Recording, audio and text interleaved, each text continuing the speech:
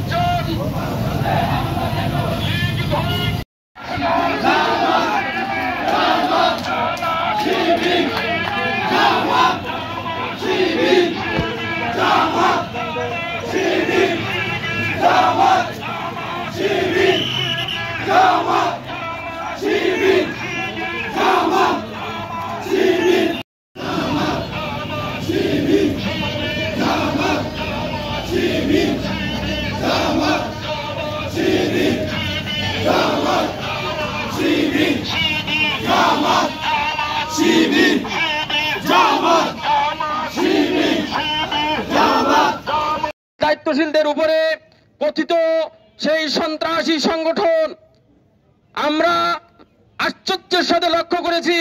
সেখানে সন্ত্রাসী সংগঠন আওয়ামী লীগ ছাত্রলীগ মিলে প্রশাসনের উপরে, বিশেষ করে আমাদের বিপ্লবী ভাই বোনদের উপরে যেভাবে তারা আক্রমণ করেছে, এটা শুধু গোপালগঞ্জের জন্য নয়।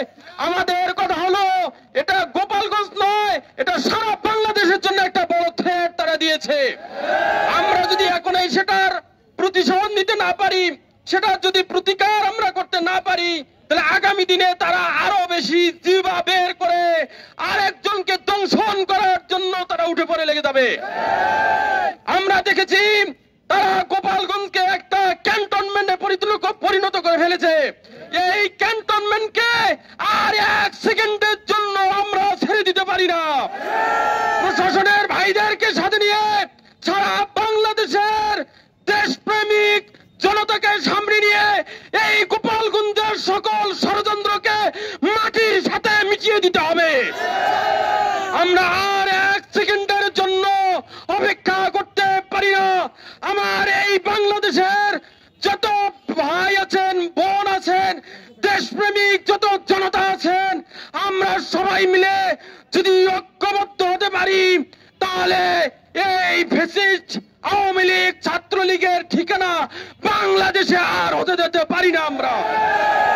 সম্মানিত লালমনিরহাটবাসী, আমরা চাই সর্বোচ্চ এই আজকের দিনের মধ্যে সেখানে যারা এই ফ্যাসিস্ট আওয়ামী সন্ত্রাসী যারা এই ভূমিকা রেখেছে, তাদেরকে অ্যারেস্ট করে দৃষ্টান্তমূলক শাস্তির ব্যবস্থা করতে হবে। সম্মানিত লালমনিরহাটবাসী, আজকে আপনারা এখানে স্বতঃস্ফূর্ত ভাবে উপস্থিত হয়ে এই বিক্ষোভ মিছিলকে সফল করেছেন। আপনাদেরকে আমরা আমাদের অন্তরের অন্তঃস্থল থেকে মোবারকবাদ জানিয়ে, সম্মানিত লালমনিরহাটবাসীকে ধন্যবাদ জানিয়ে, প্রশাসনের ভাইদের উপরে কৃতজ্ঞতা জানিয়ে আর এই